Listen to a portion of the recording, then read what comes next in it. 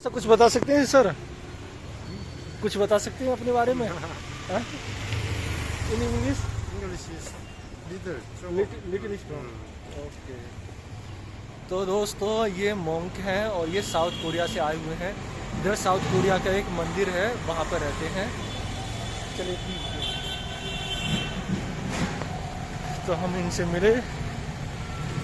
अब इनको हिंदी आती नहीं और इंग्लिश भी बहुत कम आती है, इनको साउथ कोरिया लैंग्वेज आती है, तो ये ठीक से बात ही नहीं कर पा रहे थे।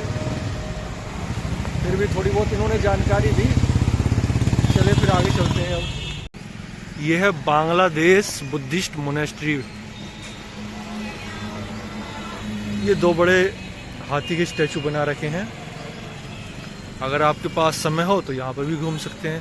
ये स्कूलों के टूर बहुत आते हैं। ये देखिए किसी गर्ल्स कॉलेज के बच्चे आए हुए हैं। और देखिए दोस्तों एक ये मोनेस्ट्री है यहाँ पे। यहाँ हर एक देशों के जो बुद्धिस्ट मॉन्क हैं उन्होंने मोनेस्ट्री या फिर बौद्ध मंदिर बनवा रखे हैं। अब यहाँ तिराहा आ गया। आप ये पूछते हैं कि किधर जाना है, वैसे सब तो इधर जा रहे हैं, पूछता हूँ फिर भी। तो दोस्तों इधर ही निकली और देखिए स्कूल के बच्चों की ट्रिप है, तो उन्होंने जो है बस के बजाय जो छोटे छोटे इलेक्ट्रॉनिक रिक्शा हैं उनसे आ रहे हैं बच्चे ये। और मैं राजगीर से और बोध गया तक यही देख रहा हूँ कि बच्चों की जो टूर बस होती हैं, एक एक दिन में मैंने 10-10, 12-12 बसें देखी हैं। अलग अलग स्कूलों के बच्चे जो है यहाँ टूर पे आते हैं। ये देखिए गुलाबी इनकी यूनिफॉर्म है। सरकारी स्कूल के बच्चे लग रहे हैं। अगर प्राइवेट के होते तो प्राइवेट वाले बसों में आते हैं अक्सर, उनके पास ज़्यादा पैसा होता है। तो चलिए अब आगे बढ़ते हैं। और देखिए गाइज, अब हम उस स्थान पर पहुंच चुके हैं जहां पर गौतम बुद्ध जी की 80 फीट की प्रतिमा है। और देखिए यहाँ पर भी मार्केट स्टार्ट हो गई है। और गाइज ये प्रतिमा महाबोधि मंदिर से लगभग 2.5 किलोमीटर की दूरी पर है। जो लोग भी महाबोधि मंदिर घूमने आते हैं यहाँ पर भी जरूर आते हैं। आप ऑटो से आ सकते हैं या पैदल भी आ सकते हैं। और ये देखिए सामने दोस्तों गौतम बुद्ध जी की 80 फीट की प्रतिमा है और यहाँ पर काफी श्रद्धालु घूम कर आ चुके हैं।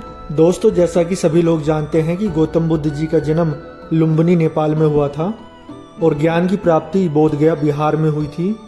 गाइस जिस महाबोधि वृक्ष के नीचे बैठकर गौतम बुद्ध जी को ज्ञान की प्राप्ति हुई थी, नेक्स्ट ब्लॉग में हम उस वृक्ष को दिखाएंगे और वहां पर जो मंदिर बना हुआ है जिसको महाबोधि मंदिर के नाम से जाना जाता है वो भी हम आपको दिखाएंगे।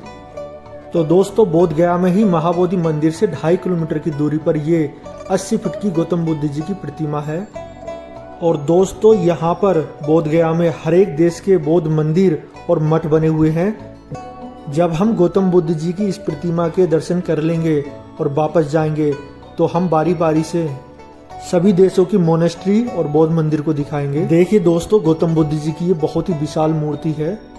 और जैसा कि सभी लोग जानते हैं कि गौतम बुद्ध जी को लाइट ऑफ एशिया के नाम से भी जाना जाता है, क्योंकि गौतम बुद्ध जी को सिर्फ भारत में नहीं पूरे एशिया में पूजा जाता है।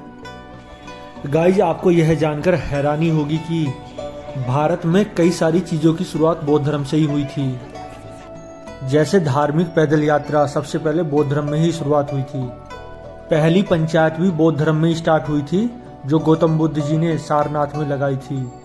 और गाइज यहाँ पर देखिए गौतम बुद्ध जी की जो सामने विशाल प्रतिमा है, इसके दोनों साइड में ज्ञान प्राप्ति के बाद गौतम बुद्ध जी के जो 5 शिष्य हुए थे उनके स्टैचू बना रखे हैं। दोनों साइड में ये स्टैचू हैं, ये आप सामने देख रहे होंगे। अभी हम इनके नाम पढ़कर भी बताएंगे। गाइज पूरी दुनिया से जितने भी बौद्ध धर्म के अनुयायी यहाँ आते हैं वो इस प्रतिमा के 7 चक्कर लगाते हैं और बहुत से भिक्षु यहाँ पर ध्यान भी लगाते हैं।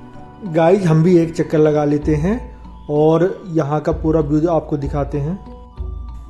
और गाइज ये देखिए आप, जो ये झंडे दिखाई दे रहे हैं हरे पीले लाल सफ़ेद, इन पर बौद्ध धर्म की शिक्षाओं के बारे में लिख रखा है और कुछ मंत्र भी लिख रखे हैं जो कि पाली भाषा में हैं। गाइज उस समय की आम भाषा पाली हुआ करती थी, इसलिए गौतम बुद्ध जी ने अपने सभी उपदेश पाली भाषा में दिए थे ताकि सबको सब चीज़ें समझ में आए। गाइज बताते चलें कि बौद्ध धर्म में किसी भी प्रकार का भेदभाव नहीं था और ना ही किसी प्रकार का अंधविश्वास था और ना ही किसी प्रकार की बेकार की कुरीतियाँ थीं। इसीलिए पूरी दुनिया के लोग बौद्ध धर्म से जुड़ने लगे। और देखिए दोस्तों, ये इनके पहले शिष्य थे सुबूति, और देखिए ये दूसरे शिष्य हैं, इनका नाम है उपाली। और गाइज ये तीसरे शिष्य हैं और इनका नाम है महाकस्पा। और गाइज अब हम देखते हैं गौतम बुद्ध जी के ये चौथे शिष्य हैं और इनका नाम है महामोगलना। गाइज ये पाली भाषा के नाम थे उस समय के, तो काफ़ी कठिन हैं। और ये आखिरी पांचवें शिष्य हैं जिनका नाम है अनुरुद्ध। और गाइज अब हम आ गए हैं जापानीज बौद्ध टेम्पल में। जैसा कि हमने पहले बताया था कि यहाँ पे बोध गया में हर एक देश के बौद्ध टेम्पल और मोनेस्ट्री बनी हुई हैं, तो यहाँ पे देखिए ये जापानीज बौद्ध टेम्पल है और अब हम इसको पूरा घुमाएंगे आपको। चलिए अंदर चलते हैं। और ये गौतम बुद्ध जी की 80 फीट की जो प्रतिमा है उसी के बिल्कुल करीब में है। और देखिए यहाँ पे काफ़ी श्रद्धालु आए हुए हैं और सामने ये गौतम बुद्ध जी की मूर्ति रखी हुई है। गाइज यहाँ पर जितनी भी मोनेस्ट्री या बौद्ध टेम्पल हैं, आप गौतम बुद्ध जी की मूर्ति के बिल्कुल पास में नहीं जा सकते हैं। और गाइज देखिए ये दूसरी मोनेस्ट्री है, यहाँ पर भी घूमने के लिए चलते हैं। और गाइज यहाँ पर मोनेस्ट्री के अंदर आपको अब देखिए जापानी संस्कृति दिखेगी। देखिए यहाँ पर बौद्ध भिक्षुओं के रहने का स्थान है। और इस मोनेस्ट्री में देखिए सामने जो मंदिर बना हुआ है ये भी जापानीज और चाइनीज संस्कृति के आधार पर बना हुआ है। गाइज ये बहुत ही खूबसूरत मंदिर है। और यहाँ पर देखिए मंदिर के चारों तरफ और दीवारों पर इतनी छोटी छोटी और बहुत ही सुंदर कलाकृति बनाई हुई है, जैसा कि आप चाइना, जापान और म्यांमार के मंदिरों में दिखाई देते हैं।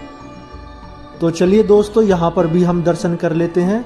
यहाँ पर भी गौतम बुद्ध जी और उनके शिष्यों की ही मूर्तियाँ होंगी। गाइज यहाँ पर इतने सारे बौद्ध भिक्षु रहते हैं, इसलिए सभी लोग जो इतनी सारी मोनेस्ट्री मठ बना रखे हैं यहाँ पर ध्यान लगाते हैं।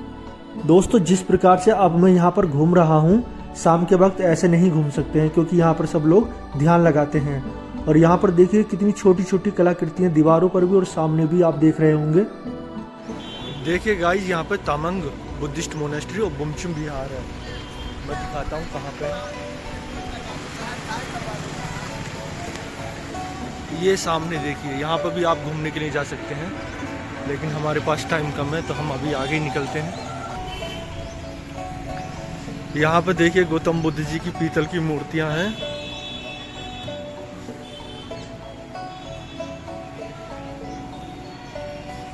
और बौद्ध धर्म से रिलेटेड सारा सामान यहाँ पे मिलेगा अगर आप ख़रीदना चाहते हैं तो। गाइस जब हम लंच करने के लिए बैठे हैं यहाँ पे, और लंच करने के बाद स्टेशन के लिए निकल जाएंगे और स्टेशन पर पहुँच कर ही अपडेट करते हैं।